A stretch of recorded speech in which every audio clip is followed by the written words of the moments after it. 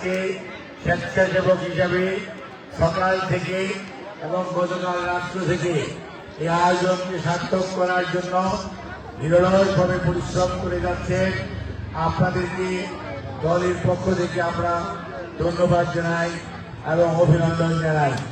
সেই সাথে আজকে এই ঘোড়াঘাটে অসুস্থ অথবা চিকিৎসাধীন মানুষকে চিকিৎসা সহায়তা দেওয়ার জন্য ঢাকা এবং শহীদ জিয়াউর রহমান মেডিকেল কলেজ বগুড়া, রংপুর, দিনাজপুর সহ বিভিন্ন এলাকা থেকে আগত বিশেষজ্ঞ চিকিৎসকগণ, মেডিকেল টেকনোলজিস্টগণ, ফার্মাসিস্টগণ, সেই সাথে ঔষধ শিল্পের সাথে জড়িত ভাই ও বোনেরা এবং যারা উপস্থিত থেকে আজকে মেডিকেল ক্যাম্পে কার্যক্রমকে সার্থক করার জন্য, সফল করার জন্য প্রচেষ্টা করছেন এবং আপনাদের সহযোগিতা অব্যাহত রেখেছেন। আপনাদেরকে আমাদের দলের পক্ষ থেকে অভিনন্দন জানাই, কৃতজ্ঞতা জানাই।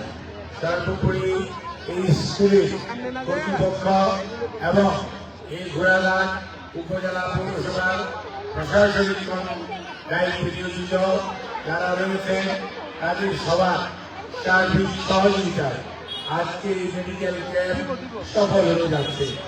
আমরা আশা করব ভবিষ্যতে ইনশাআল্লাহ আগামী 22শে নভেম্বর আবারও এরকম একটি মেডিকেল ক্যাম্প রানীগঞ্জে হবে।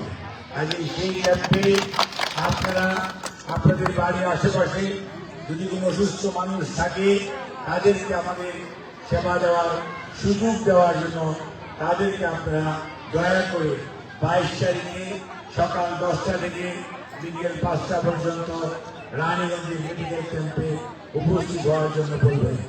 আর আজকে এখানে যিনারা উপস্থিত হয়েছেন, আজকে আমাদের ক্যাম্প এখন জুম্মার নামাজের জন্য 1 ঘন্টার বিরতি হবে।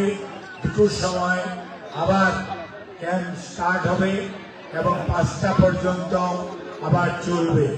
তবে এখানে উপস্থিত কোন রোগীকে না দেখে আমাদের চিকিৎসকরা এই স্থান ত্যাগ করবে না।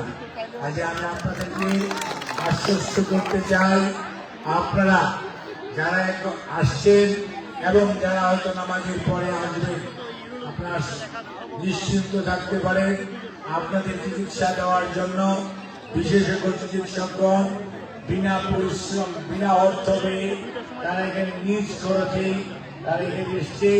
বিএনপির আমন্ত্রণে সাড়া দিয়ে আজকে তারা আপনাদেরকে অবশ্যই চিকিৎসা সংক্রান্ত যাবতীয় পরামর্শ এবং প্রয়োজনীয় সরবরাহ করা হবে। সম্মানিত উপস্থিতি, আমরা শুধু এটুকুই বলতে চাই, বাংলাদেশ জাতীয়তাবাদী দল গণমানুষের দল। বাংলাদেশ জাতীয়তাবাদী দল জনগণের দুঃখ দুর্দশা লাঘবে জনগণের পাশে থাকার দল এবং জনগণের কষ্ট লাঘব করার জন্য শহীদ জিয়া যেমন পরিশ্রম করেছেন, বেগম খালেদা জিয়া যেমন সারা বাংলাদেশ ঘুরে বেরিয়েছেন, জনাব তারেক রহমান আজকে বাংলাদেশের আগামী বাংলাদেশ সুন্দর, সুখী, সমৃদ্ধ বাংলাদেশ, সুশাসনের বাংলাদেশ করার জন্য পরিশ্রম করে যাচ্ছেন।